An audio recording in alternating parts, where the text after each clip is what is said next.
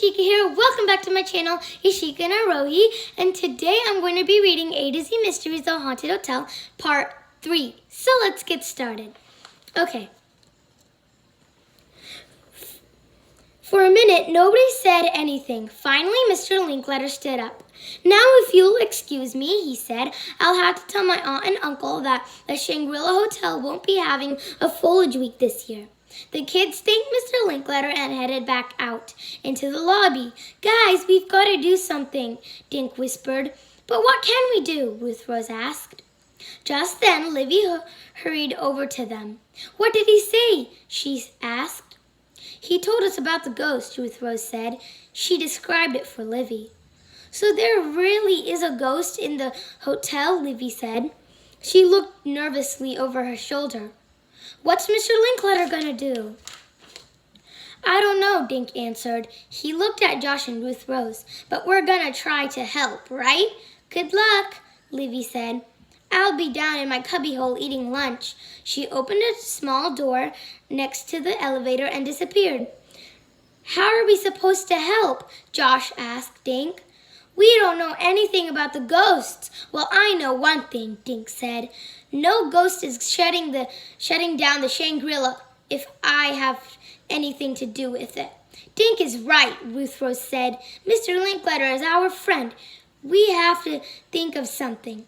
Suddenly, the elevator door opened. A figure in white stood staring out at them. It's the ghost, Josh screamed. Chapter 3. The three kids stood frozen at the elevator door, slid shut again. For a minute, no one moved. Then Ruth Rose reached over and punched the up button for the elevator. What are you doing? Josh squeaked. Following the ghost, she said. Are you crazy? Josh said. What if ghosts don't like kids? Gee, Josh, Dink said. I thought you didn't believe in ghosts. Unless I see one with my own eyes, Josh said.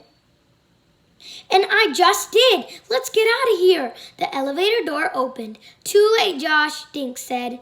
He and Ruth Rose pulled Josh into the elevator with them. Dink pushed the button marked 2. Well, check each floor, he said.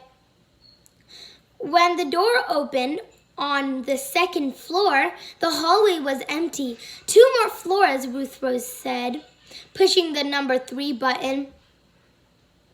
But they didn't see the ghost on the 3rd or 4th floor either. There are no more floors, Dink said. Look at the panel of buttons. Good, let's go home, Josh said. What's this one? Ruth Rose asked, pointing to a black button without a number. Maybe you push it, it's for the emergency, Dink said. She shook her head. Nope, this one says emergency. Dink shrugged. There's only one way to find out, he said. He pushed the black button. The elevator creaked, then slowly started moving up. I'm having a nightmare, Josh mumbled. I'm not really chasing a ghost around a hotel. Any minute, I'm gonna wake up in bed. Don't worry, Josh, Ruth Rose said with a grin. I'll protect you. The elevator stopped with a gentle thud. When the doors opened, the ghost was waiting for them. It followed us. Josh screamed, jumping behind Ruth Rose. No, you followed me, the ghost said.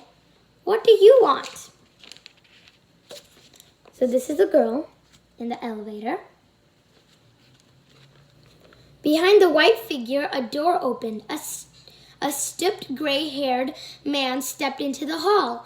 The ghost pointed a thin finger at the kids. They followed me up here in Benzer. The man chuckled and shuffled toward the open elevator. Well, perhaps we should keep them. No, Josh yelled from behind Ruth Rose. Please let us go. If you kill me, I'll be grounded for sure. Dink stared at the figure in white. Where had face before. Suddenly he remembered she was the woman in the picture. One on Mr. Linklater's desk. Dink stepped out of the elevator. "Hello, Mr. and Mrs. Spivets," he said. "I'm Dink Duncan, and those are my friends, Josh and Ruth Rose." How do you know me?" the man said, peering at Dink. His eyes were the color of blueberries. "You must be the 3 children our nephew told us about." Dink peeked at Mrs. Spivets from behind Ruth Rose. "You mean she's not the ghost?" he asked. "Of course I'm not the ghost," Mrs. Spivets said. "And Benzer, shall we invite these 3 in for cookies?" "Of course, my love." The old man smiled at the kids. "Come along, kiddos." The kids followed Mr. and Mrs. Spivets through a small hallway and into an old-fashioned parlor. Sunlight poured into the room. Through tall windows, the kids could see treetops across Main Street. Dink looked around the room. The walls were covered with paintings, and he'd never seen so many books. Mr. and Mrs. Spivets came in carrying a tray.